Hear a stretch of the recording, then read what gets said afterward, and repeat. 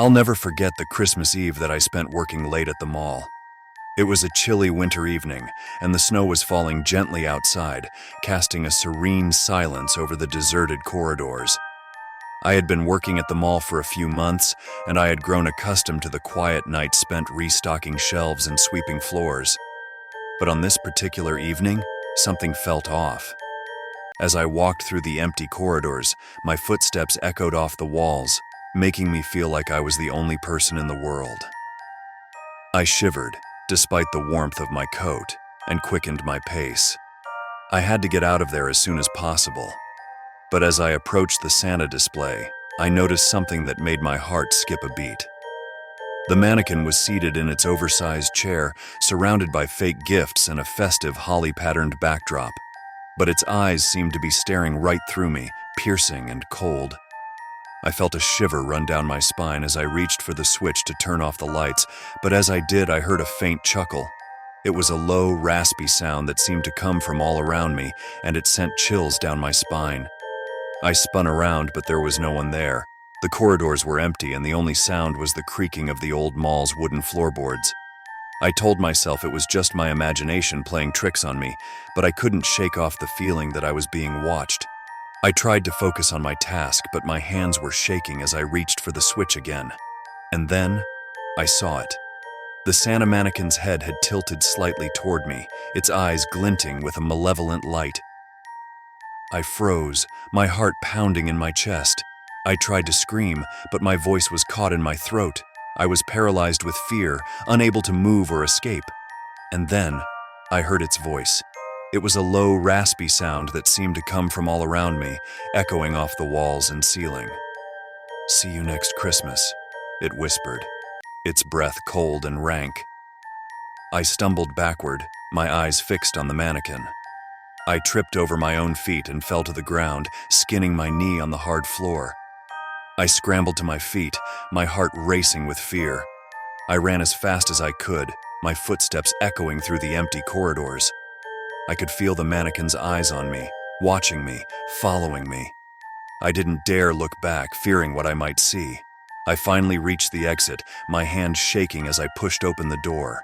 I stumbled out into the cold night air, gasping for breath. As I looked back at the mall, I saw the Santa mannequin standing in the window, its eyes glinting with a malevolent light. I knew then that I would never be able to escape its wrath. I would be haunted by its presence, forever trapped in a living nightmare of terror and fear. And as I walked away from the mall, I knew that I would never be able to look at Christmas the same way again. The joy and cheer of the season were forever tainted by the horror of that night and the promise of terror to come. I didn't sleep that night, my mind racing with fear and anxiety. I kept thinking about the mannequin, its eyes and its voice. I couldn't shake off the feeling that it was still watching me, waiting for me. And when I finally fell asleep, I had a nightmare. I was back in the mall, running from the mannequin. But this time, I couldn't escape. It caught up to me, its cold, rank breath on my neck. I woke up screaming, my heart racing with fear. It's been years since that Christmas Eve, but I still get nightmares about the mannequin. I still feel like it's watching me, waiting for me. And every time I see a Santa display, I feel a shiver run down my spine. I'll never forget the terror of that night and the promise of terror to come. I had always loved Christmas caroling, the way the festive tunes seemed to bring people together and spread joy throughout the neighborhood. But this year, my friends couldn't make it, and I found myself joining a local group to keep the tradition alive. At first, everything seemed normal. We went from door to door, singing our hearts out and receiving cheerful smiles and warm applause from the homeowners. But as the evening wore on, I began to notice that things were off. The houses seemed to be getting progressively older and more decrepit, the streets becoming increasingly deserted. And then, we arrived at the last house on our list, a dilapidated mansion at the edge of town that seemed to loom over us like a specter. As we stood on the porch, our voices raised in song, I couldn't shake the feeling that we were being watched. The windows were dark and empty, but I could have sworn I saw movement behind the curtains. The air was heavy with an eerie stillness, the kind that makes your chest tighten and your skin crawl. And then, Just as we finished our carol, the front door creaked open by itself. Nobody emerged, but we heard a faint, slow, and deliberate clapping, the kind of applause that sends shivers down your spine.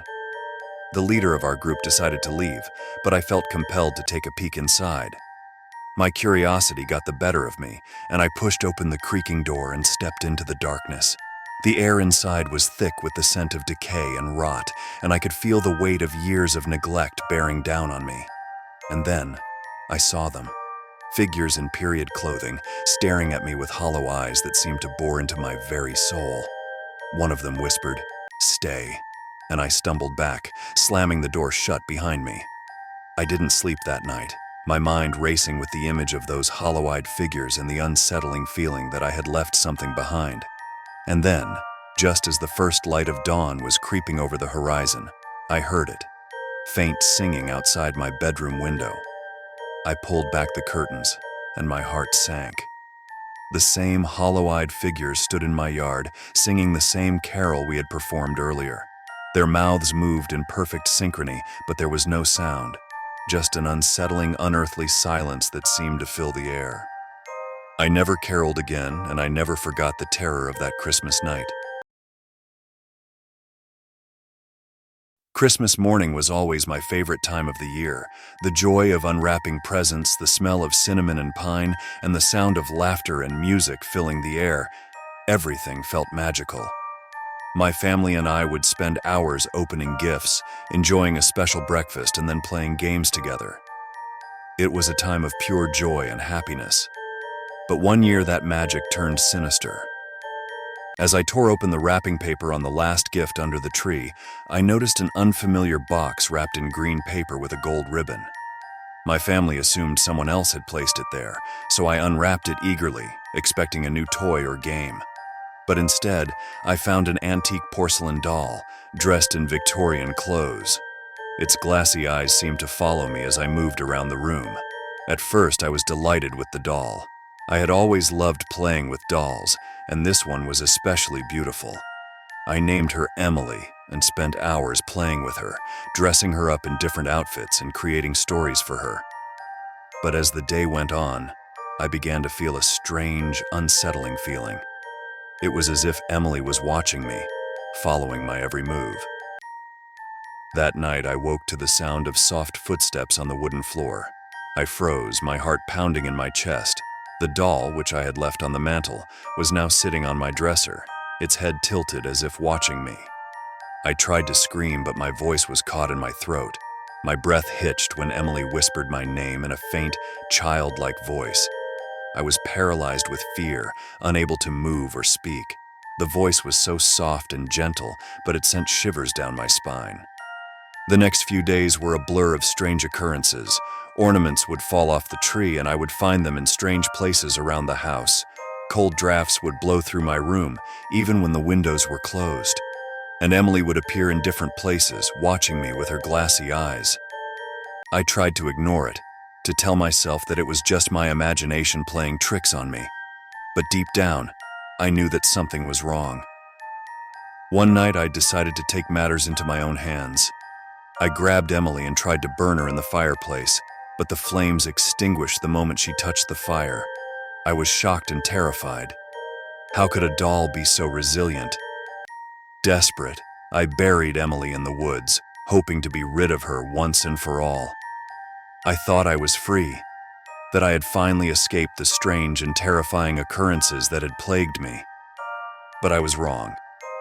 Christmas Eve the following year, I came downstairs to find a box wrapped in green paper with a gold ribbon beneath the tree. My heart sank as I realized that Emily had returned. I knew then that I would never be able to escape the doll's curse. Emily would always be with me, watching me, haunting me, and I would never be able to rest easy again. As I looked at the box, I felt a chill run down my spine. I knew that I had to open it, to face whatever horrors lay within. But I was afraid of what I might find. Slowly, I unwrapped the paper and opened the box, and what I saw made my blood run cold. Inside the box was Emily, her glassy eyes staring up at me with a malevolent grin. But it was not just Emily. There were other dolls all dressed in Victorian clothes, all with the same glassy eyes. I knew then that I was in grave danger. The dolls were not just ordinary toys. They were vessels for some kind of dark and ancient power, and I was trapped in a living nightmare from which I might never awaken. As I looked at the dolls, I felt a sense of despair wash over me. I knew that I would never be able to escape the curse of the dolls. I would be forever trapped in this living hell, tormented by the malevolent spirits that dwelled within them. And so, I sat there, frozen in terror, as the dolls watched me with their glassy eyes. I knew that I would never be able to move, never be able to escape. I was doomed to spend the rest of eternity trapped in this nightmare, haunted by the dolls and their dark and ancient power.